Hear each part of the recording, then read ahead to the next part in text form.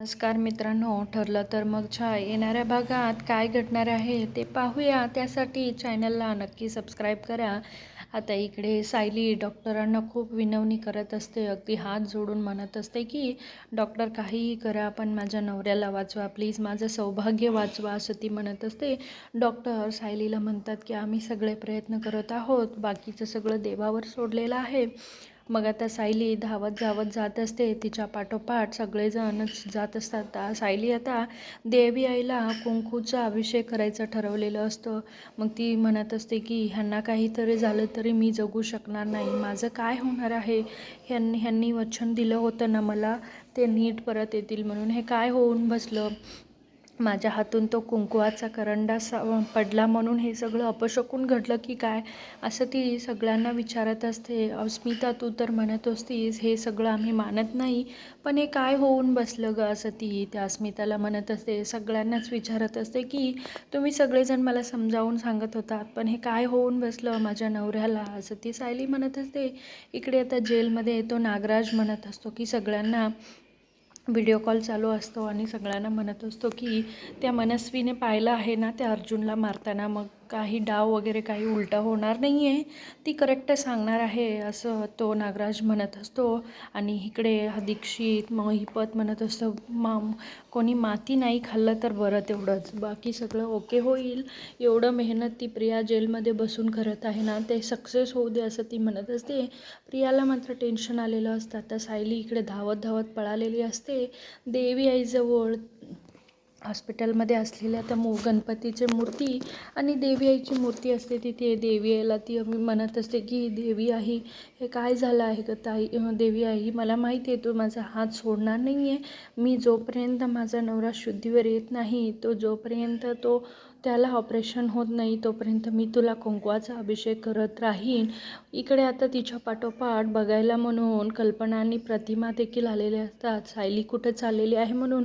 पण सायली येते आता देवी आईला कुंकवाचा अभिषेक करत असते. ते पाहून त्यांनी सुद्धा देवाला विनवणी करत असतात की सगळ्यांनाच आता अर्जुन खूप आठवत असतो, अर्जुनसोबतचे क्षण सगळ्यांना आठवत असतात. इकडे अस्मिताला सुद्धा आपल्या लाडक्या भावाची खूप आठवण येत असते, त्याच्यासोबत ते प्रत्येक क्षण तिला आठवत असतात. इकडे आता चैतन्याला सुद्धा अर्जुनसोबतचे सगळे क्षण आठवत असतात. अश्विनला अर्जुनसोबत मारलेली मिठी आठवत असते. आता इथे सायली मात्र कंटिन्यू देवी याला अभिषेक करत असते.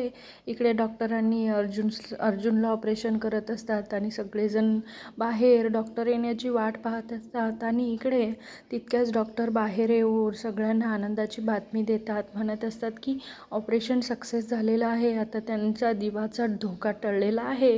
हे ऐकून सगळ्यांना खूप आनंद होतो. अश्विन म्हणतो की अश्विन त्यांना विचारत असतो की झालं ना डॉक्टर, सगळं ओके आहे ना, त्या आता काही कंडिशन बरोबर आहे ना दादाची, घाबरण्याची काही कारण नाही आहे ना, असं ती म्हणत असते. आणि सगळ्यांना ही बातमी ऐकून डॉक्टर म्हणालेले असतात ओके आहेत, त्यांनी स्टेबल आहेत आणि आता आम्ही भेटू शकतो का, असं विचारतात. पण डॉक्टर म्हणतात अजून 15 मिनटं जाऊ दे, मग तुम्ही भेटू शकता त्यांना. मग अश्विन सगळ्यांना ही गोड बातमी आता सायलीला आणि प्रतिमाला आणि कल्पनाला हुडकायला जातो. तितक्यात सायली देवी आईची कुंकवाचा अभिषेक करत असते. हे पाहून सगळ्यांना सांगतो की दादाचं ऑपरेशन झालेलं आहे आणि आता धोका टळलेला आहे. हे ऐकल्यावर सगळे खूप आनंदी होतात. मग देवी आईला कल्पना म्हणते की त्या देवी आईनं तुझं सगळं मागणं ऐकलेलं आहे, ती देवी आई तुझं कधी हात सोडणार नाही आहे, तुझं सौभाग्य वाचवलेलं आहे. मग सायलीसुद्धा देवाला इतकं मनापासून नमस्कार करत असते की थँक्यू देवी आई, तुझं उपकार मी कधीच विसरू शकणार नाही, असं ती म्हणत असते. आता ही श्वेता इकडे कुसुमानी मधुभाऊंना फोन केलेले असते, घडलेला सगळा प्रकार सांगत असते. त्यावर मधुभाऊ आत्ता सांगायला आहेस का गं तू, आम्हाला आधी का सांगितलं नाही आहेस. मग त्यावरती सांगते की ही गोष्ट ना सायलीपासून लपवायची होती म्हणून कुणाला सांगितलं नव्हतं, पण आता सायली ताईला पण कळालेलं आहे ना, म्हणून तुम्हालासुद्धा सांगावं म्हटलं मी. बरं ठीक आहे, तुम्ही निघा हां. मग ते पण निघतात. मी पण आले असते, पण इथे घरात सांभाळायला कोणीच नाही आहे ना गौरीला आणि गोलूला, त्यामुळे मी जाऊ शकत नाही. आता इथं पोलीस स्टेशनमध्ये त्या टोनीला जेवण दिलेलं असतात. मग इन्स्पेक्टर म्हणत असतात ह्याचं जेवण झालं की सांगा, ह्याला बरोबर वटणीवर आणूया. पण इथं मनू मात्र काही बोलत नसते. आहे ती मात्र शांत असते. तिला कॉन्स्टेबल म्हणत असतात की अगं पोरी जेवून घे, किती दिवस तू अशी शांत बसणार आहे, थांब मीच भरवते म्हणून तिला ते भरवत असतात. पण मनस्वी मात्र अगदी शांत असते. इकडे आता अर्जुनची ऑपरेशन मात्र झालेली असते, पण अर्जुन मात्र शुद्धीवर आलेला नसतो. सगळेजणच अर्जुनला उठवण्याचा प्रयत्न करतात, पण अजून आत्ता नाही उठणार, थोड्या वेळाने उठेल असं सगळ्यांना वाटत असतं. मग इकडे सायली मात्र अर्जुनकडे पाहतच बसलेली असते, अर्जुनचा हात धरून. मग त्यावर इथे आता इन्स्पेक्टर म्हणत असतात, ती मनस्वी काहीतरी बोलली का हो? मग त्यावर ते म्हणतात नाही काही बोलली, ती खूप शांत बसलेली आहे. आता अश्विन म्हणत असतो की आता दादा शुद्धीवर येईल, मग आपण सगळेजण मी आहे हॉस्पिटलमध्ये, तुम्ही सगळेजण घरी निघा. मग त्यावर डॉक्टरसुद्धा तेच म्हणलेले असतात, इतके जण इथे थांबू नका, पेशंट लवकर रिकव्हरी होत नाही, त्यांना शांततेची गरज असते आणि तुम्ही इथून निघा असं ते डॉक्टर म्हणाले असतात. मग अश्विन सगळ्यांना घरी जाण्यास सांगतो, पण सायली मात्र खूप नकार देते. इथे ह्या टोनीला आता चहा आलेला असतो, त्या चहासोबत त्या महिपत आणि नागराज यांनी त्याला चिठ्ठी पाठवलेली असतात. त्या चिठ्ठीत असं लिहिलेलं असतं की तू जर पोलिसांसमोर तोंड उघडलास तर आम्ही तुला काही सोडणार नाही आहे. तसंच एक चिठ्ठी मनस्वीसाठी सुद्धा एक पाठवलेले असतात, पण ती चिठ्ठी मनस्वी काही बघत नाही, ती चहासुद्धा घेत नाही, ती चिठ्ठी खाली पडते. आणि इकडे आता अश्विन सगळ्यांना जायला सांगतो, पण तितक्यात मधुभाऊ आणि कुसुमसुद्धा हॉस्पिटलला आलेले असतात. त्यांनी मधुभाऊ प्रतापला म्हणत असतात, मला माफ करा, हे सगळं ना माझ्यामुळे जावई बापूंना भोगावं लागते. म्हणजे आमच्याच आश्रमामुळे मुली गायब झाल्या आहेत ना, मला शोधायचं होत नाही आहे ना, त्यामुळे त्यांनी मदत केली. फक्त हे त्यांच्यासाठी एवढं जीवावर बेतेल असं वाटलं नव्हतं, मला माफ करा.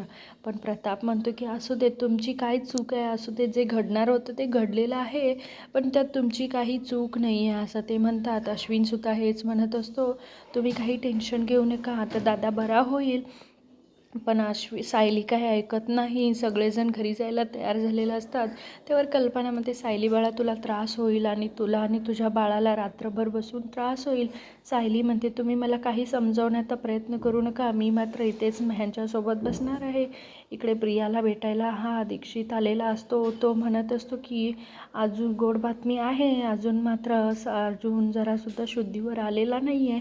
हे ऐकून प्रिया खुश होते. आपला उद्याचा प्लॅन तरी फसणार नाही आहे ना, उद्या कोर्टाची तारीख आहे, ती मनस्वी त्यांच्या विरोधात खोटी साक्ष द्यायलाच पाहिजे असं प्रियाचा परिपूर्ण डाव असतो.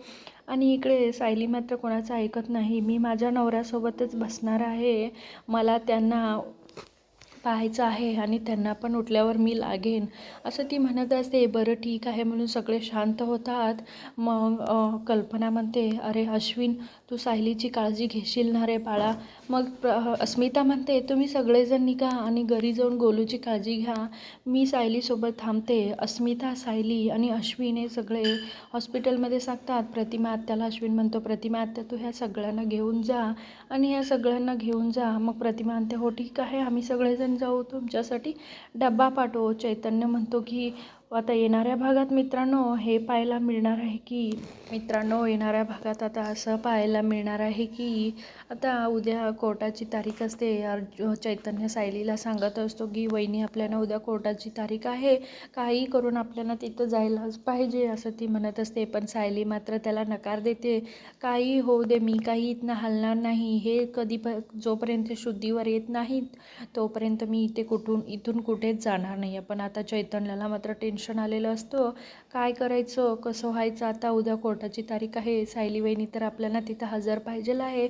मित्रांनो बघूया आता येणाऱ्या भागात काय घडेल. त्यासाठी चॅनलला नक्की सबस्क्राईब करा, असेच नवीन अपडेट्स तुमच्यासाठी येत राहतील. व्हिडिओ बघितल्याबद्दल मनापासून धन्यवाद आणि चॅनलला नक्की सबस्क्राईब करा.